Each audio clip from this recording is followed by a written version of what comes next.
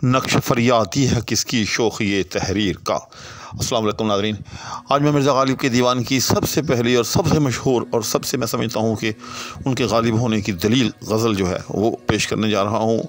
इंतहाई मुख्तसर और इंतहाई टू द पॉइंट तशरीह के साथ। लिहाजा मैं इल्ज़ामात करूँगा अपने तमाम नाज़रीन से कि इसको शुरू से लेकर आखिर तक जो है वो ज़रूर देखिएगा। चुनांचे आए बिला ताख़ीर इसको शुरू करते हैं। तो सबसे पहला शेर और मसला है गज़ल का, नक्श फरियादी है किसकी शोख़ ये तहरीर का, कागज़ी है पैरहन हर पै करे तस्वीर का। इस शेर की तशरीह समझने से पहले इसमें एक तलमी कह लें आप उसको, वो जानना ज़रूरी है कि ईरान के अंदर ये दस्तूर था कि जब भी वहाँ कोई फरियादी हुक्मरान के पास, बादशाह के पास फरियाद करने जाता था तो कागज़ का लिबास जो है वो पहन कर जाता था। तो गालिब कहता है कि नक्श फरियादी है किसकी शोख़ ये तहरीर का, कि किसकी, कौन है वो कि जिसकी शोख़ी तहरीर का हर नक्श ही जो है वो फरियादी है। तो दरअसल ये शेर जो है वो हमदिया शेर है। ये किस से यूँ समझ लें कि मुराद अल्लाह जल्ला शानुहु की ज़ात बाबरकत है कि अल्लाह जल्ला शानुहु की ज़ात ऐसी है कि जिसकी जो शोख़ी तहरीर है, यानी उसकी जो मखलूक है, ठीक, उसका हर नक्श ही जो है वो फरियादी है। यानी अल्लाह की जो जुमला मखलूक़ात हैं वो सब की सब जो है अल्लाह ताला की मोहताज है। इसकी बात को दूसरे मिसरे में एक और पैराए में बयान किया कि कागज़ी है पैरहन हर पैकरे तस्वीर का,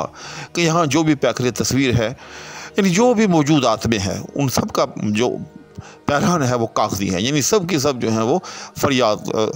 गुनाह है, अल्लाह जल्ला शानुहु के दरबार में फरियाद कर रही है। उसके बाद अगला शेर है,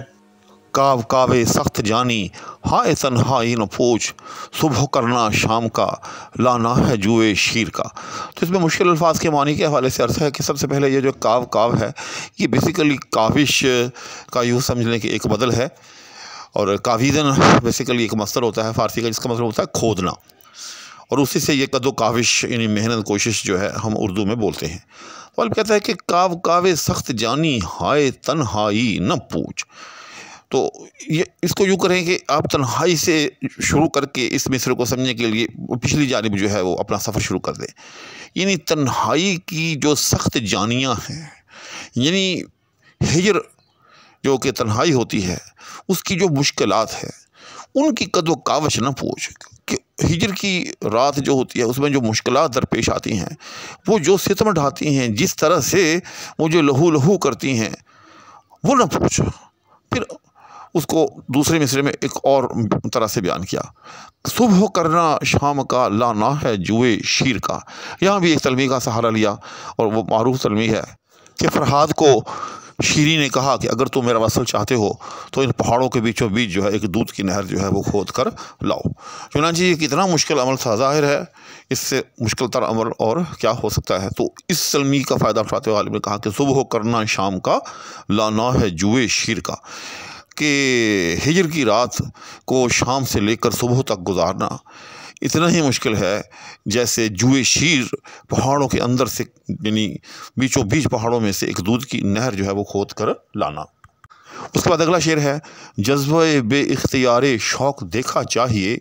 सीना शमशीर से बाहिर है दम शमशीर का। तो इसमें जो है सारी इबारत शेर की जो है वो लफ्ज़ सीना और दम पर है। मफ़हूम शेर का ये है कि जज्बे बे इख्तियारे शौक़ देखा चाहिए, कि मेरा शौक़ शहादत का जो जज्बे बे इख्तियार है, जज्बे बे इख्तियार शौक़, यानी शौक़ से मुराद यहाँ शौक़ शहादत है, और उसका जो जज्बे बे इख्तियार है यानी मेरा शौक़ शहादत जो है इतनी शिद्दत के साथ अपने कत्ल की जो समझने की तमन्ना कर रहा है कि उस पर मुझे इख्तियार नहीं है और वो दीद नहीं है, देखा चाहिए। और फिर उस को दलील के तौर पर दूसरे मिसरे में इस तरह बयान किया कि सीना शमशीर से बाहिर है दम शमशीर का, कि मेरे जज्बे शहादत को देखते हुए, मेरा शौक़ कत्ल जो है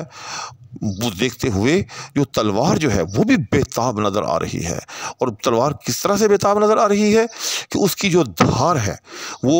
उसके अंदर से निकल कर जो है वो बाहर आ गई है। तो आप जानते ही हैं कि तलवार की धार या तलवार की बाढ़ जो होती है वो हमेशा तलवार से बाहर होती है।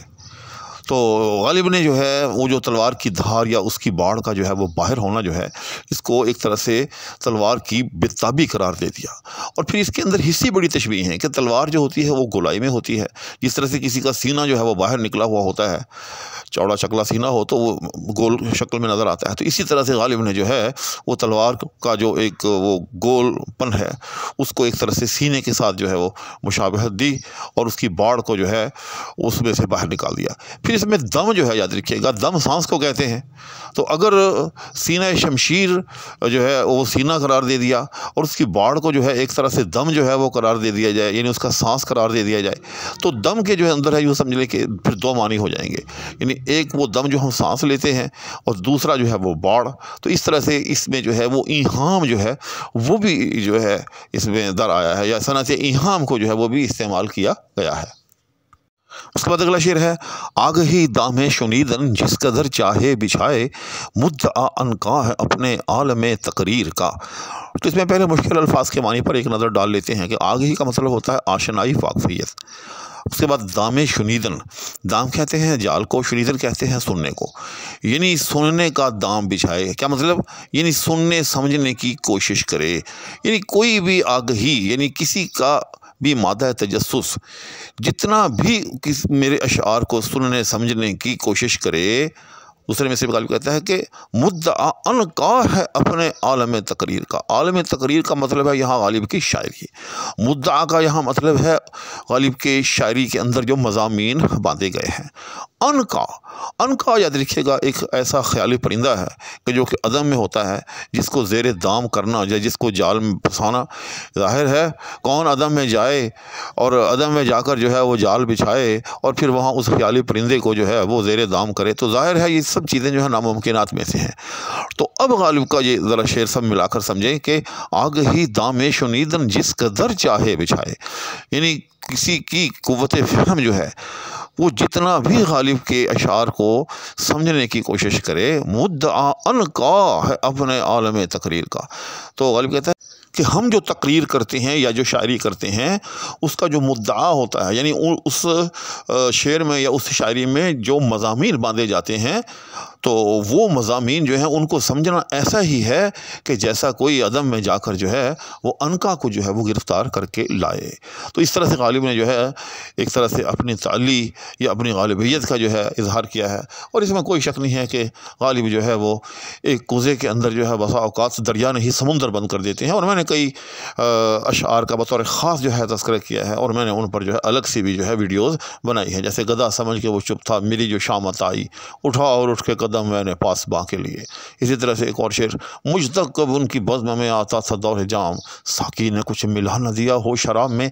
तो इस तरह के 20 अशार हैं जो गालिब के दीवान में जो है वो बिखरे हुए हमें नज़र आते हैं। मैंने कुछ पर अलग से वीडियो बनाई भी हैं और इंशाअल्लाह बाकी पर भी बनाऊँगा, तो आप लोग उसको वहाँ से देख सकते हैं। उसके बाद आखिरी शेर है गज़ल का, बस के गालिब हूँ असीरी में भी आतिश ज़ेर पा, बस के गालिब हूँ असीरी में भी आतिश ज़ेर पा, मुझे आतिश दीदा है हल्का मेरी जंजीर का। तो इसमें सारी की सारी इमारत जो है शेर की वो मुझे आतिश दीदा पर है। थोड़ा सा इसको समझ लें, मुँह कहते हैं बाल को, आतिश दीदा कहते हैं जो जल जाए, यानी जिसने आग देख रखी हो या जिसको आग दिखा दी गई हो, ऐसा बाल जिसको आग दिखा दी गई हो, यानी उसको जला दिया गया हो। तो आमतौर पर होता यह है कि जब भी कोई बाल जल जाए, एक तो वो हल्के की सूरत इख्तियार कर लेता है, यानी गोल हो जाता है जिस तरह से जंजीर के हल्के होते हैं, और दूसरा फिर यह है कि वो कमज़ोर हो जाता है, बिल्कुल हल्की सी जो वजह से जो है वो टूट सकता है, यानी वो राख हो जाता है। उसको इशारा भी किया जाए तो वो राख जो है वो बिखर जाएगी। तो गालिब कहता है कि बस के गालिब हूँ असीरी में भी आतिश ज़ेर पा, कि मेरे महबूब ने मुझको कैद कर रखा है,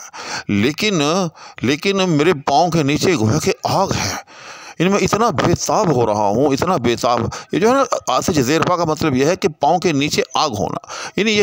एक तरह से किनाया है बेताबी से, कि मैं इतना बेताब हूँ कि मुँह आतिश दीदा है हल्का मेरी जंजीर का, कि ये जो जंजीर जो है जिससे मुझे बांधा हुआ है, इसका हर हल्का जो है एक तरह से ऐसा बाल है कि जिसको आग दिखाई गई हो, यानी बिल्कुल कमज़ोर है, यानी मैं हल्की सी भी जुम्बिश करूँ तो ये जंजीरें जो हैं ये कहीं से कहीं जो है टूट कर बिखर जाएँ। तो खुलासा ये है कि मेरे महबूब ने मुझे अपने इश्क में तड़पता भड़कता देखकर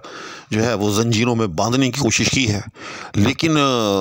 इश्क की शिद्दत की वजह से जो बेताबी है वो इतनी ज़्यादा है कि मैं अब बांधे बंध नहीं पा रहा, और अगर मैं चाहूँ तो एक झटका देकर ये सब की सब ज़ंजीरें जो हैं वो तोड़ कर रख दूँ। तो उम्मीद है कि आपको ये मुख्तसर अंदाज में इतनी मुश्किल गज़ल की तशरीह पसंद आई होगी। इसी के साथ और दुआओं के इल्तिमास के हमरा फ़कीर आपसे इजाज़त चाहेगा। अल्लाह हाफ़िज़।